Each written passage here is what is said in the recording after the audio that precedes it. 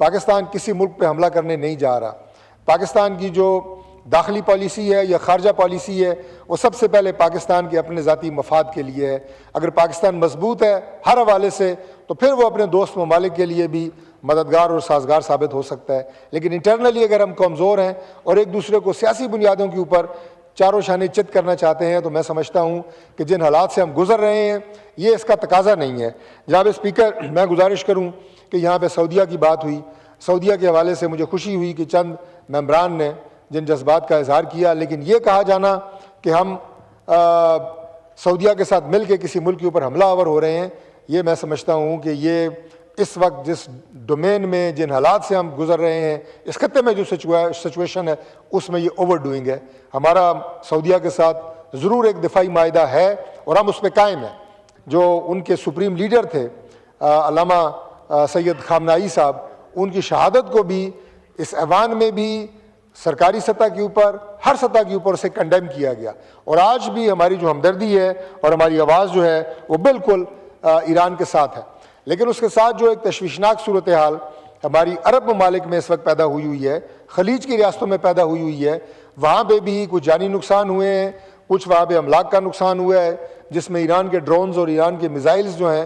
ان کے حملوں کے نتیجے میں یہ ہوا ہے۔ اس صورتحال کو بھی ہم گہری سنجیدگی سے دیکھ رہے ہیں، اور ان ممالک کے ساتھ بھی ہمارے برادر اسلامی ممالک ہیں اور دوستانہ ان کے ساتھ بھی ہمارے تعلقات ہیں۔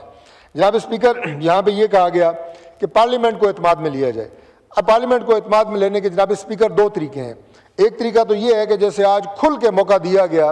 اور again I say at the cost of repetition کہ آپ نے تقریباً برابری رکھی ہے، جتنا موقع آپ نے گورنمنٹ بینچز کو دیا اتنی اپوزیشن کو دیا، کھل کے سب نے اس ایشوز پہ بات کی،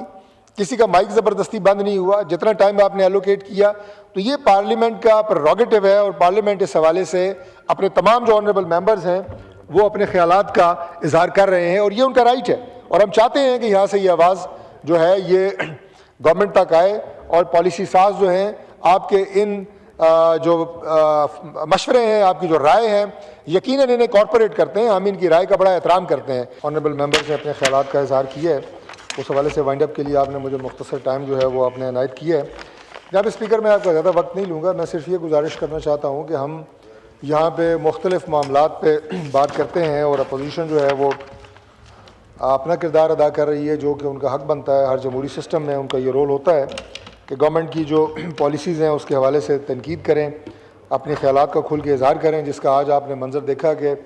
تقریباً حالانکہ گورنمنٹ کی طرف ممبران کی اکثریت ہے عددی اعتبار سے، لیکن اس کے باوجود آپ نے تقریباً جتنے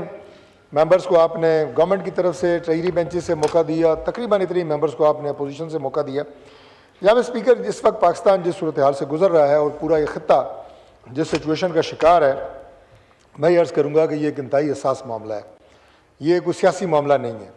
لیکن مجھے افسوس سے یہ بات کہنی پڑتی ہے کہ یہاں پہ بھی ہمارے کچھ دوست جو ہیں اس ایشو کے حوالے سے بھی وہ اس کو سیاسی رنگ دیتے ہیں، اس پہ سیاسی پوائنٹ سکورنگ کرتے ہیں، اور باقاعدہ اس کے اوپر جو ہے وہ پولیٹیکل کیس ایک بلڈ کرتے ہیں۔ جناب اسپیکر، اس سے پہلے پچھلے سال 6 اور 7 مئی کو جو انڈیا نے پاکستان پہ حملہ کیا،